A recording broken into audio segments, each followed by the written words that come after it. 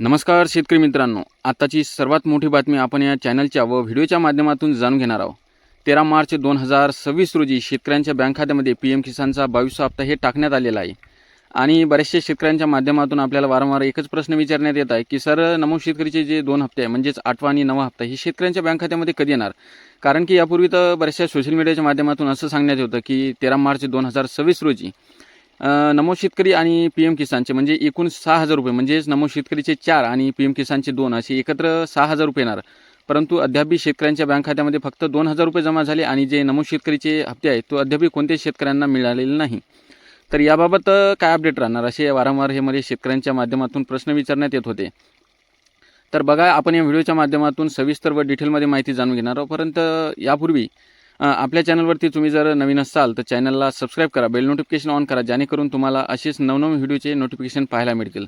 तर सर्वात प्रथम आपण बघूया की जे काही महत्त्वपूर्ण कामे करायची आहे, म्हणजे 4 ते 5 कामे महत्त्वपूर्ण करायचे ते तुम्हाला कोणकोणती करायचे, जेणेकरून तुम्हाला हे जो पीएम किसानचा जर हप्ता आलेला नसेल तर हे तुमच्या बँक खात्यामध्ये लवकरात लवकर येणार। तर सर्वात प्रथम ते बघूया, त्यानंतर नमो शेतकरीच्या हप्त्यासाठी कोणकोणते कामे करावे लागेल ते बघूया आणि नमो शेतकरीचा हप्ता हे कधी मिळणार हे सुद्धा बघूया। तर सर्वात प्रथम आपल्याला पीएम किसानचा बघूया।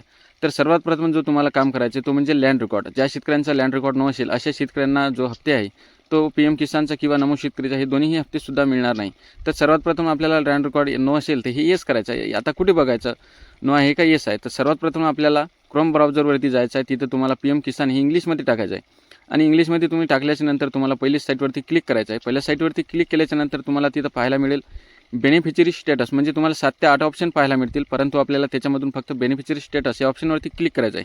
या ऑप्शनवरती क्लिक केल्याच्या नंतर तुम्हाला त्याच्यामध्ये आधार किंवा मोबाईल जो व्हेरीफाय आहे ते तुम्हाला 2 ऑप्शन टाकण्याचे ऑप्शन येतील।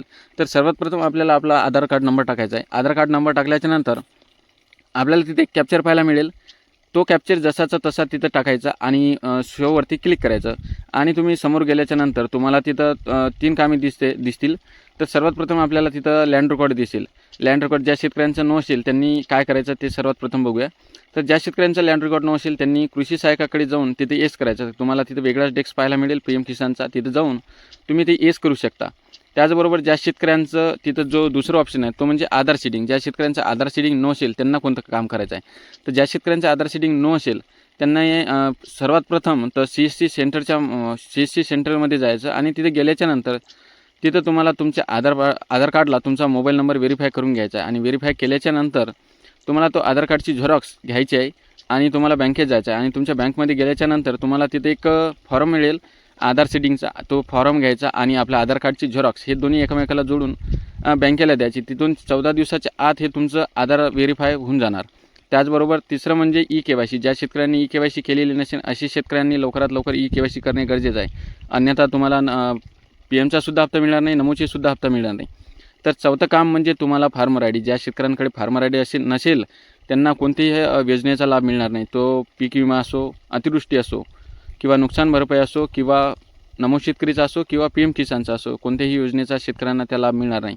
तर सर्वात प्रथम तर हेच काम आपल्याला करायचं आहे। ज्या शेतकऱ्यांकडे फार्मर आय डी नसेल त्यांनी लवकरात लवकर फार्मर आय डी काढणे हे गरजेचं आहे। ज्या शेतकऱ्यांकडे नसेल त्यांनी लवकरात लवकर काढून घ्यावी।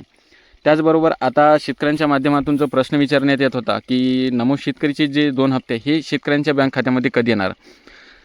तर त्याप्रथम आपण यापूर्वी हे बघूया की यांनासुद्धा कोणती कामे करायचे। तर पीएम किसानसाठी जे आपण कामे सांगितले तेच तुम्हाला नमो शेतकरीसाठी सुद्धा हेच कामे करायचे आहे। तुम्हाला दुसरी कोणतीही कामे करायची गरज नाही।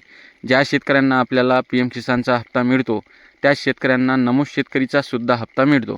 तर तुम्हाला दुसरी कोणतीही नवीन कामे करायची गरज नाही। तर आता शेतकऱ्यांच्या माध्यमातून फक्त एकच प्रश्न विचारण्यात येत आहे की 2 हप्ते मिळणार का 1 मिळणार?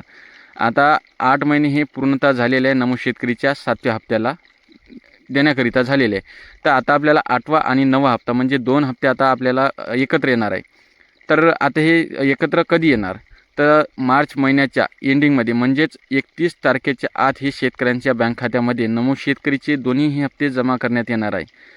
आता हे माहिती तुम्हाला कशी वाटली हे नक्कीच कमेंट बॉक्समध्ये कळवा आणि जास्तीत जास्त शेतकऱ्यापर्यंत हा व्हिडिओ शेअर करा, जेणेकरून तुम्हाला नोटिफिकेशनसुद्धा येणार, सबस्क्राईबसुद्धा करा। तर धन्यवाद। जय जवान जय किसान।